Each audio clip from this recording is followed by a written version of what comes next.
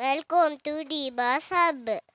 இன்றைக்கி நம்ம ஹோட்டல் ஸ்டைலில் எக் ஃப்ரைட் ரைஸ் எப்படி செய்கிறதுன்னு பார்க்கலாம் வாங்க. உங்களுக்கு எக் சேர்க்க பிடிக்கலன்னா எக்கு இல்லாமல் வெஜ் ஃப்ரைட் ரைஸாகவும் செஞ்சுக்கோங்க. இதே மாதிரி தான். வாங்க எப்படி செய்யலான்னு பார்க்கலாம்.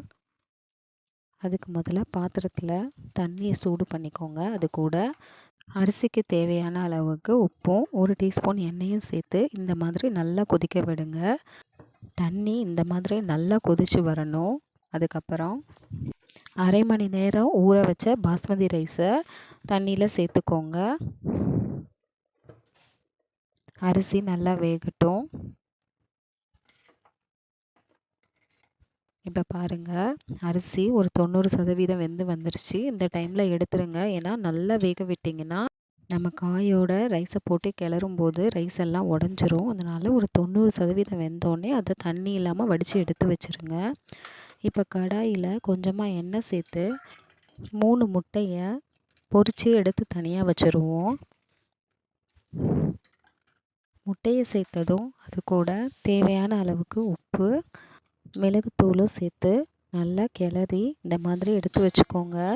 கொஞ்சம் முட்டை பெரிய பெரிய பீஸாக இருந்தால் தான் நம்ம ரைஸ் கூட சேர்ந்து சாப்பிடும்போது நல்லாயிருக்கும். அதனால் இந்த மாதிரி வேக வச்சு எடுத்து வச்சுக்கோங்க. இப்போ ஒரு கடாயில் தேவையான அளவுக்கு எண்ணெய் சேர்த்துட்டு 6 பூண்டு இதை குட்டி குட்டியாக கட் பண்ணி சேர்த்து நல்லா வதக்கிக்கோங்க. பூண்டு நல்லா வதங்கினதும் அது கூட ஒரு பெரிய சைஸ் வெங்காயத்தை நீல வாக்கில் கட் பண்ணி சேர்த்து வதக்கிக்கோங்க.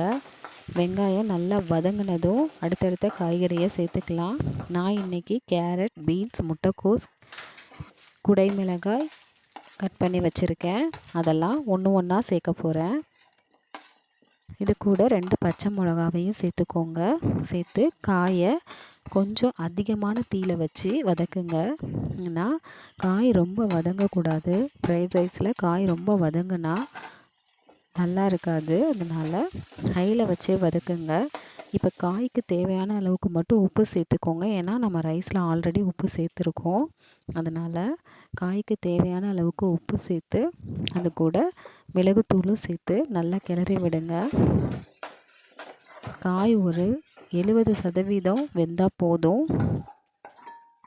இது கூட இப்போ நம்ம பொரிச்சு வச்சுருந்தோம் இல்லையா, அந்த முட்டையை சேர்த்துட்டு 1 டீஸ்பூன் அளவுக்கு சோயா சாஸ் சேர்த்துக்கோங்க. சோயா சாஸ் சேர்த்திங்கன்னா தான் ஹோட்டல் ஸ்டைலில் நமக்கு ஃப்ரைட் ரைஸ் கிடைக்கும்.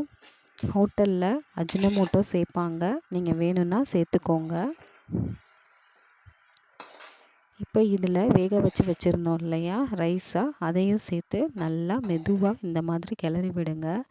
அடிப்பக்கத்துலேருந்து கிளறுங்க. அப்போ தான் சாதம் உடையாமல் இருக்கும். இந்த மாதிரி எல்லா பக்கமும் காய்கறியை சாதத்தோடு மிக்ஸ் பண்ணி விட்டிங்கன்னா சுவையான ஃப்ரைட் ரைஸ் ரெடி. இந்த வீடியோ உங்களுக்கு பிடிச்சிருந்துச்சுன்னா லைக் பண்ணுங்கள், ஷேர் பண்ணுங்கள், சப்ஸ்கிரைப் பண்ணுங்கள்.